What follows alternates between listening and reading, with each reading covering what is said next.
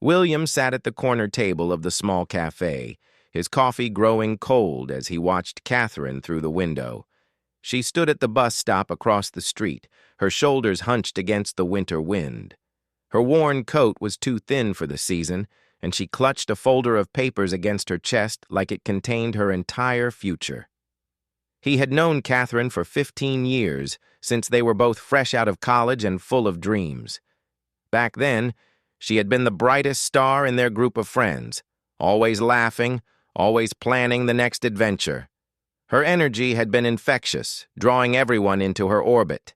William had fallen in love with her laugh first, then her kindness, then everything else about her. But life had taken different paths for them. William had landed a stable job at an accounting firm, slowly climbing the corporate ladder. Catherine had pursued her passion for art, determined to make it as a painter. For years, she had struggled, taking odd jobs to pay rent while spending every free moment in her tiny studio apartment, surrounded by canvases and the smell of oil paint. William had offered to help her financially many times, but Catherine's pride was as strong as her talent. She would smile and shake her head, saying she needed to make it on her own. So William had learned to help in quiet ways, accidentally ordering too much food when they went out, finding reasons to give her art supplies as gifts, commissioning paintings he didn't really need. Now, watching her wait for the bus in the cold, he saw how thin she had become. The stress showed in the lines around her eyes, in the way she constantly checked her phone. He knew she was waiting to hear about the gallery showing she had applied for. Her last hope, she had called it, though she tried to laugh when she said it. The bus arrived, and Catherine climbed aboard. William left money on the table and hurried to his car. He had become an expert at following without being noticed, at being present without being seen. Some might call it strange, but William called it love. He couldn't fix her problems, couldn't force her to accept his help, but he could watch over her. The bus route was familiar to him now. Catherine was heading to her second job at a bookstore downtown. She worked there 4 days a week, barely making minimum wage, but she said she loved being surrounded by stories. William parked a block away and walked to the coffee shop across from the bookstore. Another familiar spot. Another cup of coffee he wouldn't finish. Through the bookstore's large windows, he could see Catherine behind the counter. She was smiling at a customer, helping them find something in the computer. To anyone else, she probably looked fine. But William knew her tells, the way she touched her temple when a headache was coming on, how she shifted her weight to ease the pain in her back from standing too long. His phone buzzed. A text from his mother asking when he was going to settle down, find someone nice. He almost laughed at the irony. He had found someone nice. Someone wonderful. He just couldn't have her. The truth was complicated, as truth often is. 5 years ago, Catherine had been in a relationship with David, William's best friend. It had been serious. They had even talked about marriage. William had been the supportive friend, hiding his feelings, celebrating their happiness. Then David had gotten a job offer in London, a once-in-a-lifetime opportunity. He had asked Catherine to come with him. William still remembered the night Catherine had shown up at his apartment, tears streaming down her face.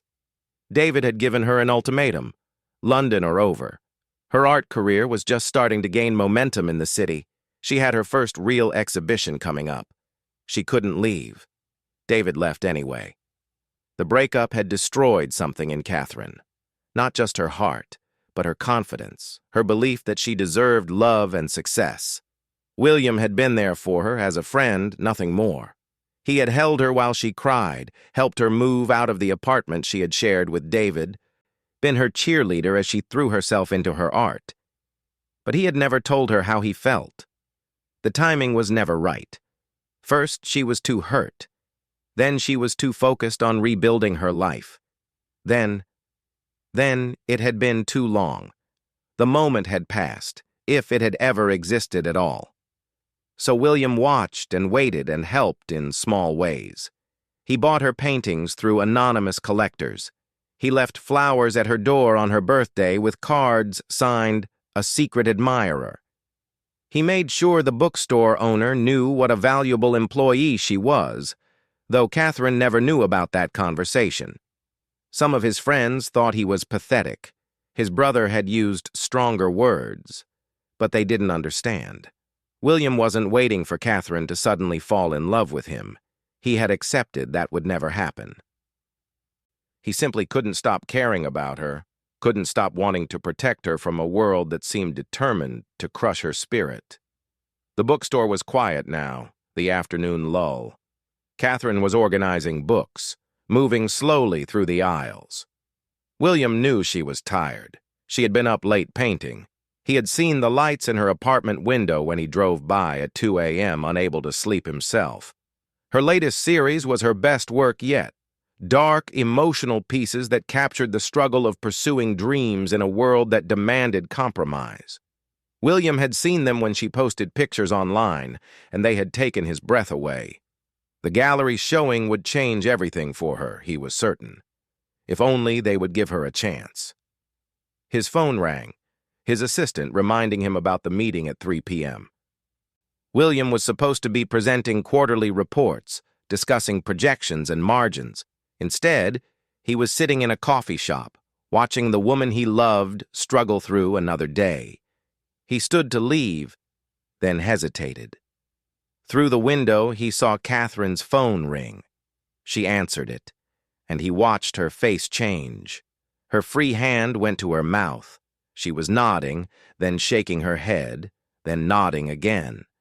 When she hung up, she stood very still for a moment. Then she started to cry. William was out of the coffee shop before he realized he was moving. He stopped himself at the bookstore door. What would he say? How would he explain being there? Catherine needed comfort, but not from him. Not from someone whose feelings would complicate everything. He watched through the glass as another employee, an older woman, noticed Catherine's tears and went to her. They hugged, and Catherine was saying something, gesturing with her hands. The older woman was smiling now, hugging Catherine again. The gallery. It had to be about the gallery. William returned to his car, his heart racing. He wanted to know what had happened, but he would have to wait.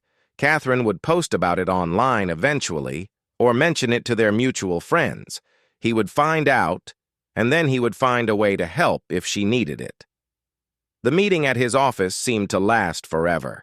William presented his reports on autopilot, his mind across town with Catherine. His boss complimented his thoroughness, his attention to detail. If only they knew that the same skills that made him good at his job also made him an expert at loving someone from afar. After work, he drove by Catherine's apartment. The lights were on, and he could see shadows moving inside. She had friends over. He recognized the cars parked outside. Good. She shouldn't be alone, whether the news was good or bad. William went home to his empty apartment. It was nice, modern, everything his success had earned him. But it felt hollow without someone to share it with. He made dinner for one, watched the news without really seeing it, tried to read a book but couldn't focus. At 10 p.m., he couldn't stand it anymore. He opened his laptop and checked Catherine's social media. There it was, a new post, just minutes old. A photo of her holding a letter, her face puffy from crying, but smiling so wide it must have hurt. "I got in," the caption read. "The Morrison Gallery is giving me a solo show. 3 months to prepare. I can't believe it. All those rejections, all those nights wondering if I should give up, and now this. Dreams do come true. Just not always on our timeline. Thank you to everyone who believed in me when I couldn't believe in myself." William read it 3 times, his own eyes burning with tears. She had done it. Despite everything, she had done it. He started to type a comment, then deleted it. Started again, deleted again. What could he say that wouldn't reveal too much? In the end, he simply liked the post and closed his laptop. Later that night, he lay in bed thinking about the past 15 years. All the moments he had watched Catherine struggle and succeed, fall and get back up. He thought about David in London, probably married now to someone who fit into his new life. He thought about choices and timing, and the different kinds of love that existed in the world. William's love might be silent, might be invisible to Catherine, but it was real. It had sustained him through his own lonely years, given his life meaning even when it felt empty. He didn't need her to love him back. He just needed her to be okay, to achieve her dreams, to find the happiness she deserved. The gallery show was in 3 months. William was already planning. He would make sure all the right people attended, the critics and collectors who could launch Catherine's career to the next level. He had connections now, influence he could use. She would never know, of course. The success would be hers alone, as she wanted it to be. But William would be there, in the back of the gallery on opening night, watching her shine. He would buy one of her paintings through his usual anonymous channels, would make sure the reviews got the attention they deserved. He would do what he had always done, love her from a distance, support her in silence. Some might say it wasn't enough, that he was wasting his life. But William knew better. Love wasn't always about possession or even reciprocation. Sometimes love was just about being there, a guardian angel in a suit and tie, watching over someone who didn't even know they were being watched. As sleep finally took him, William smiled. Catherine was going to have her show. Her dreams were coming true. And that was enough. It had to be enough. The next morning, William woke early as always. He dressed carefully, ate a healthy breakfast, and prepared for another day at the office. But first, he drove by the cafe where Catherine got her morning coffee. He paid for her usual order and left, telling the barista it was from a friend who believed in her. He was already gone when Catherine arrived, confused but delighted by the free coffee and the note that simply said, "Congratulations on the gallery. You deserve this." William sat in traffic, imagining her smile, and for a moment, his silent love didn't feel like a burden at all. It felt like a gift, one he could give without expecting anything in return. The city moved around him, everyone rushing to their own lives, their own dreams and disappointments. But William's world had narrowed to one person, one struggle, one triumph at a time. He had chosen his path years ago, and he would walk it as long as Catherine needed him, even if she never knew he was there. His phone buzzed with emails, reminders of the world that demanded his attention. But for just a moment longer, William let himself think about the gallery opening, about Catherine in a beautiful dress, surrounded by her art, and the people who would finally see what he had always seen, that she was extraordinary. Then the light turned green, and William drove on, carrying his secret love like a torch in the darkness, illuminating a path that only he could see. The 3 months leading to Catherine's gallery opening passed in a blur of activity. William watched from his usual distance as she transformed from someone who had been beaten down by constant rejection into an artist on the verge of recognition. The change was remarkable, like watching a flower bloom in fast motion. She quit the bookstore job 2 weeks after getting the news. William had been there, in his usual spot at the coffee shop across the street, when she walked in to give her notice. He could see her through the window, talking animatedly with her manager, both of them smiling. When she left, she was practically dancing down the street. What Catherine didn't know was that her manager had received a call the day before from an anonymous donor who wanted to give Catherine a artist development grant to help her prepare for the show. 2 months of her bookstore salary, deposited directly into her account, disguised as a final bonus and accumulated vacation pay. William had spent an hour on the phone convincing the manager to go along with it, finally offering to donate new computers for the bookstore as well. It was worth it to see Catherine's shock when she got her final paycheck. She posted about it online, calling it a miracle, thanking the universe for looking out for her. William smiled at his computer screen, then went back to his spreadsheets. He had become more creative in his silent support over the years. When Catherine's old easel broke, a contest win arrived at her door. A professional-grade easel she had never entered to win. When her laptop died right when she needed to update her portfolio website, a refurbished one appeared with a note saying it was a gift from an art program for struggling artists. William had created the program just for her, complete with a basic website that would disappear after a few months. The hardest part was watching her struggle with self-doubt despite the good news. William knew the gallery acceptance had triggered all her fears about not being good enough. He saw it in her social media posts at 3 a.m., in the bags under her eyes when she forgot to eat, in the way she second-guessed every painting she created.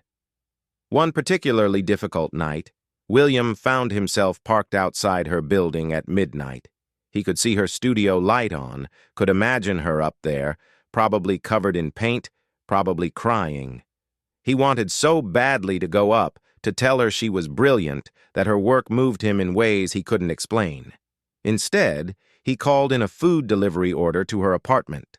Chinese food from her favorite place, with a note from the restaurant saying it was a promotional free meal for loyal customers.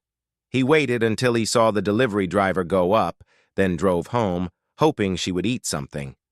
The next day, Catherine posted a photo of the empty takeout containers with the caption, "Sometimes the universe knows exactly what you need." William saved the post to his private folder, along with hundreds of others, his own secret gallery of moments. As the weeks passed, Catherine threw herself into creating new pieces for the show. William had never seen her work with such intensity.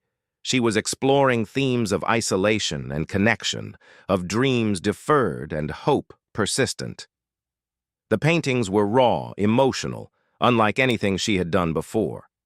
William knew because he had found ways to see them. Sometimes Catherine posted work-in-progress shots online. Other times, he would catch glimpses through her window when he drove by. Large canvases propped against walls, explosions of color and feeling. Once, he had even posed as a potential buyer interested in commissioning work just to get her talking about her process on the phone. He had disguised his voice, given a fake name, then apologized and said he needed to think about it. He never called back, but that 20-minute conversation had been worth the deception. Catherine's friends rallied around her during this time. William watched from afar as they helped her prepare. Sarah, her best friend from college, spent weekends at the studio bringing coffee and encouragement. Marcus, an artist Catherine had met at a workshop, offered advice on hanging and lighting. Even Tom, the grumpy owner of the art supply store, extended her credit when she needed materials. William knew about the credit situation because he had already arranged to pay her tab anonymously. Tom had grumbled about complicated rich people, but had agreed to the arrangement. Catherine never knew her debt had been cleared. She just thought Tom was being unusually understanding about payment terms. The most difficult moment came 6 weeks before the opening. David returned from London. William heard about it through the grapevine. David was back for a month, working on a project with his company's local office. The news hit their old social circle like a bomb. Everyone wondered if he would contact Catherine, if old wounds would reopen. William's first instinct was to protect her. He couldn't let David waltz back into her life just as she was finally finding her footing. But what could he do without revealing himself? The answer came in the form of a carefully orchestrated series of events. William made sure David's social calendar was full. Dinner invitations from old friends, networking events that were too good to pass up, a conference in another city that just happened to fall on the weekend Catherine usually went out with friends. But despite William's efforts, the inevitable happened. 2 weeks before the gallery opening, David and Catherine ran into each other at a mutual friend's birthday party. William wasn't there. He had learned years ago that being around Catherine in social settings was too painful, too risky. But he heard about it the next day from 3 different people. David had approached Catherine at the bar. They had talked for an hour. They had left together. William called in sick to work and spent the day in his apartment, curtains drawn, phone off. The thought of Catherine with David again was unbearable. all his silent love, all his careful watching, and she would go back to the man who had abandoned her for his career. But the next evening, William forced himself to drive by Catherine's apartment. He needed to know, even if it destroyed him. Her light was on, and she was alone. He could see her through the window, painting with fierce concentration. Later, he learned the truth through Sarah's social media post. Catherine had told David about her show, about how she had built her career despite his ultimatum. She had thanked him for leaving because it had taught her to rely on herself. Then she had gone home alone, leaving David at the bar with his regrets. William had never been more proud of her. The final weeks before the show were a whirlwind. Catherine was everywhere, updating her website, meeting with the gallery curator, doing interviews with local art blogs. William collected every article, every mention, building a digital scrapbook he would never show anyone. He also worked behind the scenes to ensure the opening would be a success. He reached out to his wealthy clients, casually mentioning the talented new artist having a show. He contacted art critics through intermediaries, suggesting they might find the exhibition interesting. He even arranged for a photographer to document the event, telling the gallery it was part of a project on emerging artists. 3 days before the opening, disaster struck. Catherine's car, ancient and held together by hope and duct tape, finally died. William was at a gas station across the street when it happened, heard the grinding noise, saw the smoke, watched Catherine get out and kick the tire in frustration. She couldn't afford repairs, not with every penny going to the show. William watched her make phone calls, probably trying to arrange rides, figure out logistics. He wanted to buy her a car, to solve this problem like he had solved so many others. But that was too big, too obvious. Instead, he did something simpler. That night, he snuck into the parking lot of her apartment building and left an envelope under a rock near where her car was parked. Inside was $500 in cash and a note. From someone who believes in your art. Pay it forward someday. He watched from his car the next morning as Catherine found the envelope. She looked around, confused, clutching the money like she couldn't believe it was real.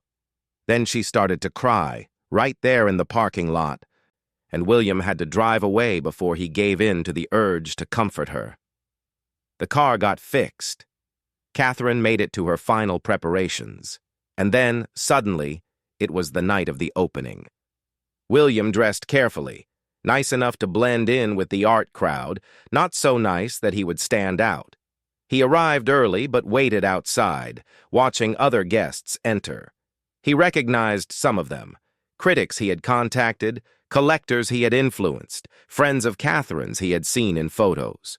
When he finally entered, the transformation of the gallery space took his breath away. Catherine's paintings filled the walls, each one lit perfectly, each one telling part of her story. And there, in the center of the room, was Catherine herself. She wore a simple black dress that William had never seen before. Her hair was up, showing the graceful line of her neck. She was talking to a group of people, gesturing at one of her paintings, and her face was alive with passion and confidence. William found a spot in the corner where he could see everything but remain unnoticed. He watched Catherine work the room, saw how people responded to her art, to her story.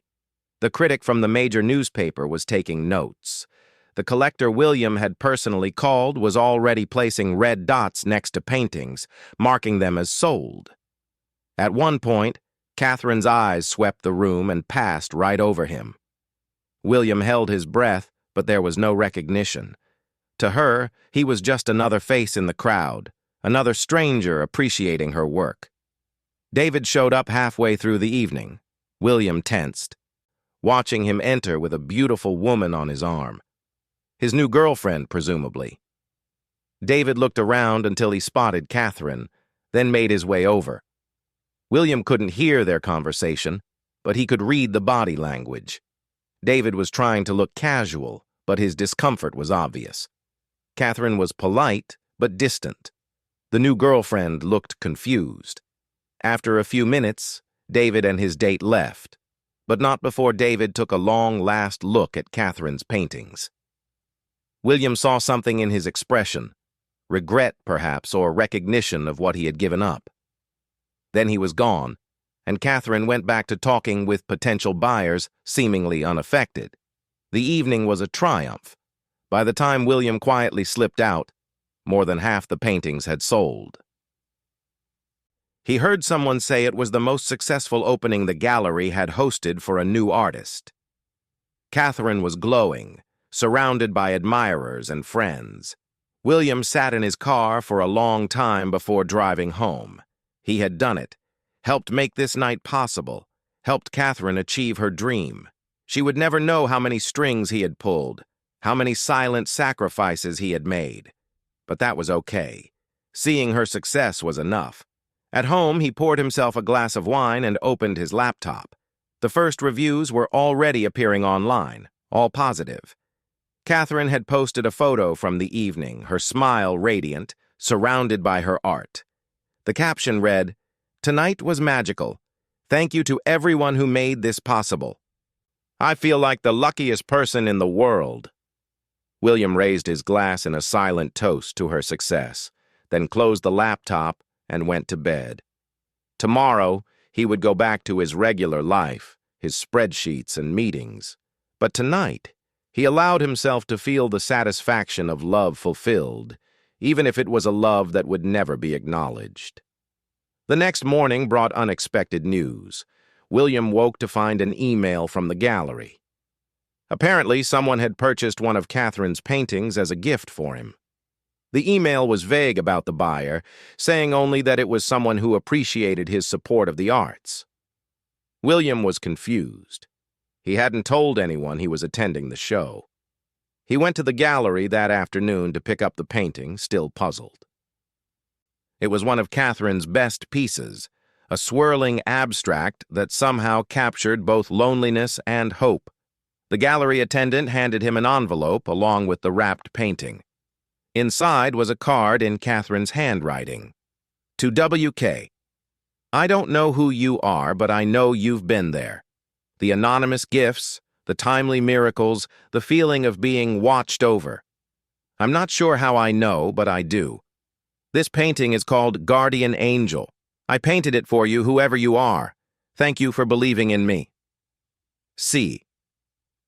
William sat in his car holding the card, unable to process what it meant. She knew.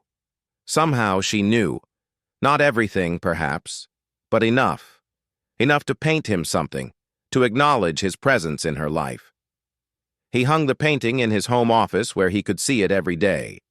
He never responded to the card, never revealed himself.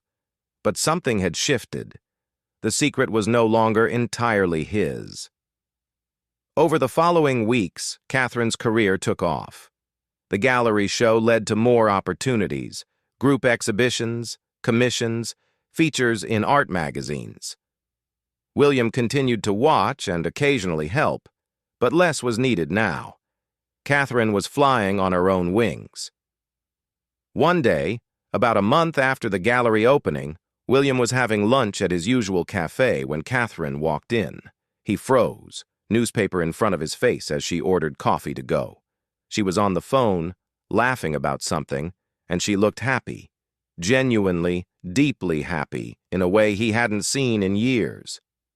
As she waited for her order, her eyes swept the cafe. They passed over William, then came back. For a moment, they just looked at each other. Then Catherine smiled, a small knowing smile, and nodded slightly. William nodded back, his heart pounding. She got her coffee and left without saying a word. But in that moment, William understood that she understood. Not the depth of his feelings, perhaps, but the fact of his presence, his protection, his belief in her. It was enough. It was more than enough. That night, William looked at the painting she had given him, swirls of blue and gold that seemed to move in the changing light. Guardian Angel, she had called it. He traced the brush strokes with his eyes, seeing her hand in every movement, her heart in every color choice. He had loved Catherine silently for 15 years. He would probably love her for 15 more. But now, in some small way, she knew she was loved. She knew she was watched over. And maybe that was the greatest gift he could give her, the knowledge that someone cared, even from a distance, even in silence. William smiled and went to make dinner. Tomorrow would bring new challenges for both of them. But tonight he was just a man looking at a painting, feeling the unexpected warmth of being seen by the one person he had spent so long seeing. The seasons changed, and with them, the rhythm of William and Catherine's unusual connection. After that moment in the cafe, something subtle but profound had shifted. Catherine no longer seemed surprised when small miracles occurred. Instead, she would sometimes pause, look around with a slight smile, and whisper, "Thank you," to the air. William had to be more careful now. She was watching for him, aware of patterns she had previously dismissed as coincidence. He found himself creating more elaborate disguises for his help, routing assistance through third parties, spacing out his interventions, sometimes holding back when every instinct screamed at him to help. 6 months after the gallery opening, Catherine's success had stabilized into a sustainable career. She had moved into a better apartment, one with proper heating and windows that actually closed. William had driven by the day she moved, watching friends carry boxes and furniture, seeing her direct traffic with animated gestures. He didn't follow her to the new place immediately. It felt like crossing a line somehow, like admitting that his watching had become something else. But after 2 weeks, he found himself driving through her new neighborhood, noting the coffee shops and bookstores, the parks where she might walk, the routes she would take to her new studio space. The studio was the real triumph. Catherine had rented a proper workspace in an artist's building with high ceilings and northern light. William had actually considered renting space in the same building just to be closer to her world, but sanity prevailed. Instead, he became a patron of the building's gallery, attending openings and events, always hoping for a glimpse of her. One evening in late autumn, he was at such an event when Catherine appeared unexpectedly. She wasn't showing work. She was there supporting another artist friend. William retreated to a corner, wine glass in hand, trying to become invisible. But he couldn't stop watching her as she moved through the crowd, congratulating the featured artist, examining the work with serious attention. She was different now. The success had given her a confidence that went beyond her art. She stood straighter, laughed more freely, engaged with people without the shadow of self-doubt that had followed her for so long. William felt a mixture of pride and loss. She needed him less now, which was what he had always wanted, even as it left him feeling more alone. "You're William Klein, aren't you?" a voice said beside him. William turned to find a young woman with paint-stained fingers and a knowing look. He recognized her vaguely, another artist from the building. "Yes," he said cautiously. "Catherine's mentioned you. Says you're a collector, someone who supports emerging artists." William's heart stopped. "She mentioned me?" The woman smiled. "Only in passing. She said you bought one of her early pieces, back when nobody else was interested. She always wondered why you never came to collect it." William remembered that piece. He had purchased it through an intermediary 3 years ago, claiming a family emergency prevented him from picking it up. He had told them to keep it until he could come, knowing he never would. "I travel a lot," he said weakly. "Well, she still has it. Keeps it in her studio, actually. Says she's waiting for the right moment to deliver it personally." The woman moved on to talk to someone else, leaving William reeling. Catherine had kept the painting. She was waiting to deliver it. She knew his name. He left the event early, driving home through streets slick with rain. The city lights blurred through his windshield. Or maybe that was his eyes. He couldn't tell anymore. Over the following weeks, William pulled back further. He stopped driving by her apartment, stopped attending events where she might appear. He threw himself into work, taking on extra projects, traveling for business he could have handled remotely. He told himself he was giving her space to live without the shadow of his watching, but he couldn't stop following her life online. Catherine had started a blog about her artistic journey, and William read every entry multiple times. She wrote about the struggle of early days, the rejection and self-doubt, the mysterious moments of grace that had kept her going. One entry, posted on a quiet Thursday evening, made him stop breathing. "I've been thinking about guardian angels lately. Not the celestial kind, but the human ones. The people who believe in us when we can't believe in ourselves, who help in ways we might never fully understand. I used to think I was alone in my struggle, but looking back, I can see the pattern, the rent that was mysteriously paid when I was 3 days from eviction, the art supplies that appeared when I couldn't afford paint, the anonymous collector who bought pieces when I needed sales most desperately. Some would call it luck or coincidence, but I know better now. Someone was watching over me, someone who wanted nothing in return, who never asked for thanks or recognition.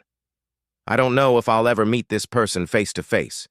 Part of me thinks I already have, that they've been hiding in plain sight. But I want them to know. I see you now. I understand. And I'm grateful beyond words. Your belief in me taught me to believe in myself.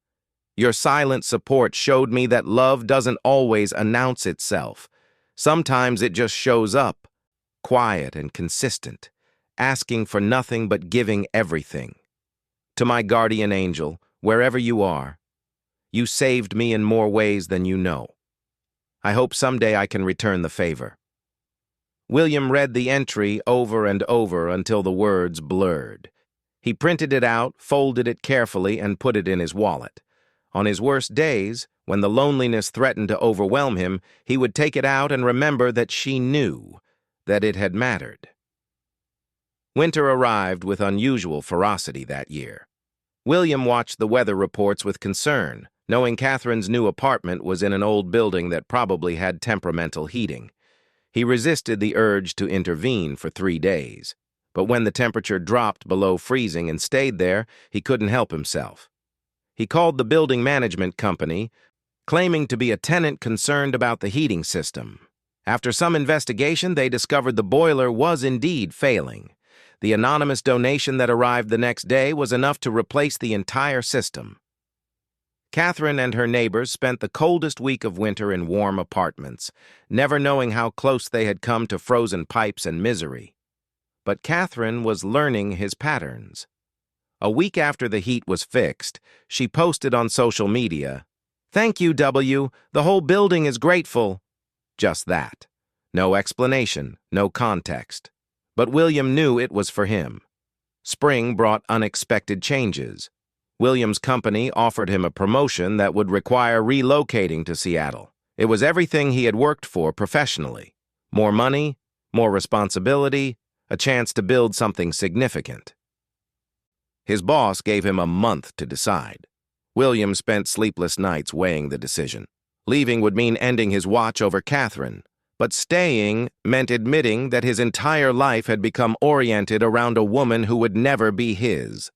His therapist, who knew only vague details about his unrequited feelings for a friend, encouraged him to consider what would truly make him happy.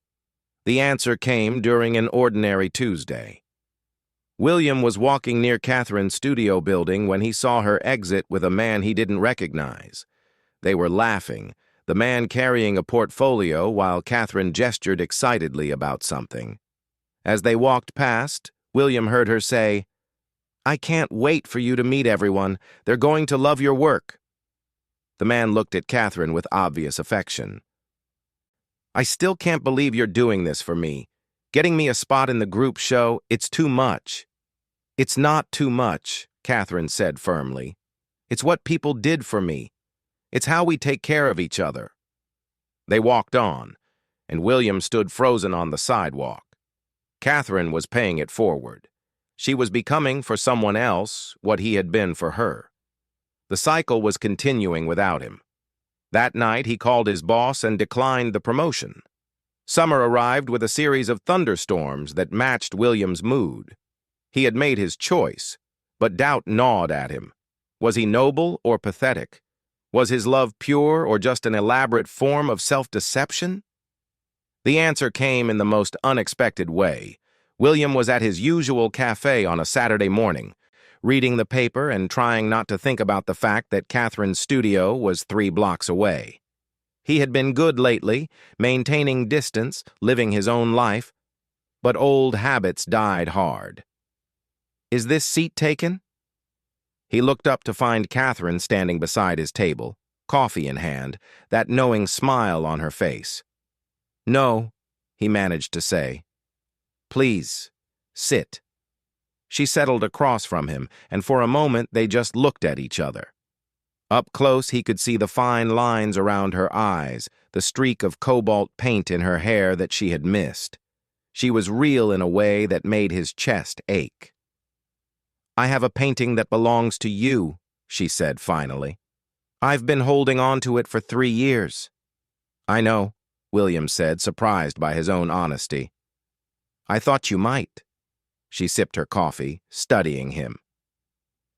"You look different than I imagined." "What did you imagine?" "Someone older, maybe, more mysterious. You look—" She paused, searching for words. "Kind. Tired, but kind." William laughed despite himself. That's probably accurate. They sat in silence for a moment. William waited for her to ask the questions. Why? How long? What did he want? But Catherine surprised him. "I'm seeing someone," she said gently. "The man from the studio, Thomas. It's still new, but it feels promising." "I know," William said again. He had seen them together more frequently lately, had watched Thomas help Catherine hang paintings, had observed the easy affection between them. "But I wanted you to know that what you did, it saved my life. Not just financially, but spiritually. You believed in me when I was nobody, when I had nothing to offer in return." "You were never nobody," William said fiercely. "You were always extraordinary. I just saw it first." Catherine reached across the table and touched his hand briefly. "Thank you, William, for everything, for being my guardian angel." "I'm not an angel," he said. "I'm just a man who—" He stopped, unable to finish. "Who loved me," Catherine said quietly. "I know. I've known for a while now. The way you've pulled back since I met Thomas, the care you took to hide your feelings all these years, that's its own kind of love, isn't it? The kind that puts the other person's happiness first?" William could only nod, not trusting his voice. "I want you to know something," Catherine continued. "If things had been different, if I had seen you clearly years ago, but we can't live in what-ifs, can we?" "No," William agreed. "We can't." They finished their coffee in comfortable silence. When Catherine stood to leave, she paused. "I'm having another show next month. A retrospective of sorts, showing how my work has evolved. I'd like you to come. As yourself this time. As my friend." "I don't know if I can do that," William said honestly. "I understand, but the invitation stands. And William, you need to stop watching and start living. There's someone out there who could love you the way you loved me, but you have to be open to finding them." She left then, and William sat in the cafe for a long time, staring at the empty chair across from him. Everything was different now. The secret was fully in the open, acknowledged and gently set aside. Over the next weeks, William found himself actually considering Catherine's advice. He started accepting social invitations he had ignored for years. He joined a book club, took up photography, even went on a few dates arranged by well-meaning friends. The night of Catherine's show arrived faster than expected. William stood outside the gallery, invitation in hand, watching people stream inside. He could see Catherine through the window, radiant in a deep green dress, Thomas beside her with a protective hand on her back. William turned and walked away. But he didn't go home. Instead, he found himself at a different gallery, a small space featuring photography. The artist was a woman about his age, explaining her work to a small group of visitors. Her photos captured empty urban spaces at dawn, lonely and beautiful. "They're about absence," she was saying. "About the people who aren't there. The stories that remain untold."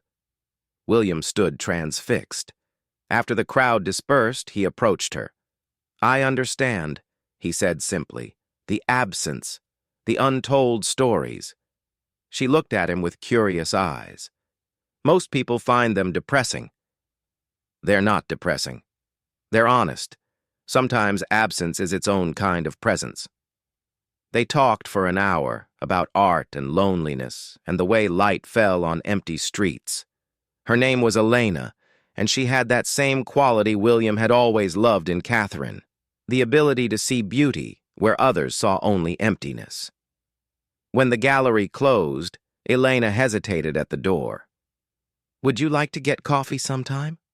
I'd love to hear more about which pieces spoke to you." William thought about Catherine at her show, surrounded by love and success. He thought about 15 years of watching, of silent devotion, of love that asked for nothing but gave everything. "I'd like that," he said. As he walked home, William passed the gallery where Catherine's show was still in full swing. He paused, looking in one last time. She was laughing at something Thomas had said, her head thrown back, joy radiating from every line of her body. William smiled and kept walking. He would always love Catherine. That kind of deep, transformative love doesn't simply disappear, but perhaps it could evolve, change shape, become something more like a warm memory than a burning flame. His phone buzzed, a text from an unknown number. "Thank you for looking at my work tonight. Here's my number for that coffee. Elena." William saved the contact and put his phone away. Above him, the city lights blurred against the sky, and for the first time in years he wasn't thinking about which windows were Catherine's, wasn't wondering what she was doing, wasn't planning his next act of invisible kindness. He was just William Klein, walking home on a spring evening, carrying the possibility of new stories in his pocket. A month later, Catherine received an anonymous wedding gift when she and Thomas quietly married at City Hall. It was a first edition of her favorite book of poetry with a simple card. "To new beginnings. Your guardian angel." She knew who had sent it, of course. Just as she knew that this would be the last gift. William had finally learned to let go, and in doing so had given them both the greatest gift of all, the freedom to write new chapters in their lives. Catherine placed the book on her shelf next to the painting she had made for him years ago, the one he had never claimed. Sometimes love stories don't end with togetherness. Sometimes they end with gratitude, with growth, with two people walking separate paths that briefly, beautifully intersected. And sometimes that's exactly as it should be.